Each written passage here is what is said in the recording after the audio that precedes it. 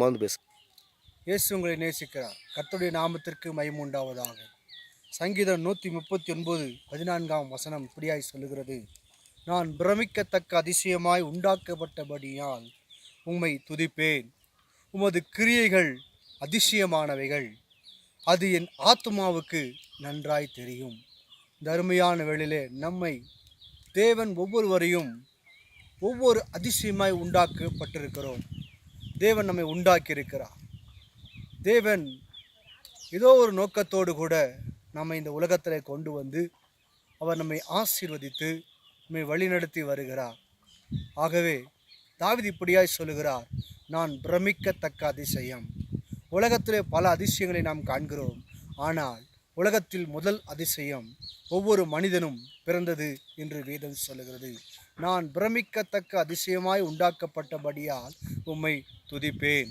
அப்போது நாம் உண்டாக்கப்பட்டதின் நோக்கம் முதலாவது தேவனை துதிப்பதற்காகவே நம்மை உண்டாக்கி இருக்கிறார்.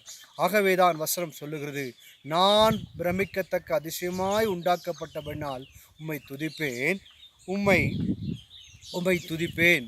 உமது கிரியைகள் அதிசயமானவைகள். அவர் நம்மை ஒவ்வொருவரையும் ஒவ்வொரு வகையிலே நம்மை ஆசீர்வதித்து நம்மை நடத்தியிருக்கிறார். இப்படியாய் சொல்லுகிறது தருமையான எரேமியாவின் புஸ்தகம் 1:5 வசனங்கள் சொல்லுகிறது, நம்மை தாயின் கருவிலே உருவாக்கும் முன்னரே நம்மை அறிந்து கொண்டிருக்கிறார். நம்மை ஏதோ ஒரு நோக்கத்தோடு உருவாக்கி அவருடைய கிரிகளை நம்ம மேலே வைத்து நம்மை அதிசயமாய் அவர் உண்டாக்கி இருக்கிறார். அதான் தாவீது சொல்லுகிற காரியம், உமது கிரியைகள் அதிசயமானவைகள்.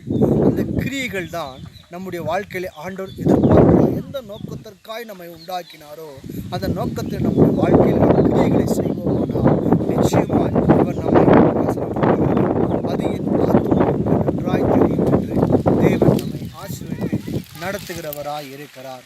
ஆகவேதான் பெருமையான வேளையிலே நம் ஒவ்வொருவரும் ஏதோ ஒரு நோக்கத்தோடு கூட நம்ம இந்த உலகத்தில் ஆண்டவர் தெரிந்தெடுத்திருக்கிறார். ஆகவே இந்த நாட்களில் நான் எதற்காய் பிறந்தேன் என்று நாம் யாரும் கவலைப்பட வேண்டிய அவசியம் இல்லை. பெருமையான வேளையிலே தேவன் அவர் நம்மை ஆசீர்வதித்து நம்மை வழிநடத்த முடியாது. அதுதான் ஆதியாகமத்தில் சொல்லப்படுகிற காரியம். ஆதியாகமத்திலே ஆதியாகமத்தின் புஸ்தகம் 1ஆம் அதிகாரத்திலே கர்த்தர் இப்படியாய் சொல்லுகிற காரியங்களை நாம் சற்று தியானிக்கோமானால் இந்த வசனம் சொல்லுகிறது, தேவன் தம்முடைய சாயலாக மனுஷனை சிருஷ்டித்தார்.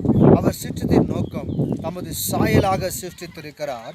அது நம்மை ஆசீர்வதிக்கும்படியாக நம்மை சிருஷ்டித்திருக்கிறார். நம்மை வழிநடத்தும்படியாக சிருஷ்டித்திருக்கிறார். 28ஆம் வசனம் சொல்கிறது, தேவன் அவர்களை நோக்கி நீங்கள் பலுகி பெருகி. அப்போ நம்மை சிருஷ்டித்தின் நோக்கம் அவருடைய கிரிகளாய் மட்டுமல்ல, நாம் பலுகி பெருக வேண்டும் என்று தேவன் எதிர்பார்க்கிறார். ஏதோ ஒரு காரியத்தில் நம்முடைய வாழ்க்கையில் பழுகுதல் இருக்க வேண்டும், பெருக்கம் இருக்க வேண்டும். அதுதான் தேவன் எதிர்பார்க்கிற நாட்களிலே தேவன் நம்மோடு கூட இருந்து நடத்துகிற காரியம். தாவீது சொல்லுகிற வண்ணமாக, ஆண்டவரே நீர் எங்களை பிரமிக்கத்தக்க அதிசயமாய் உண்டாக்கி இருக்கிறீர்.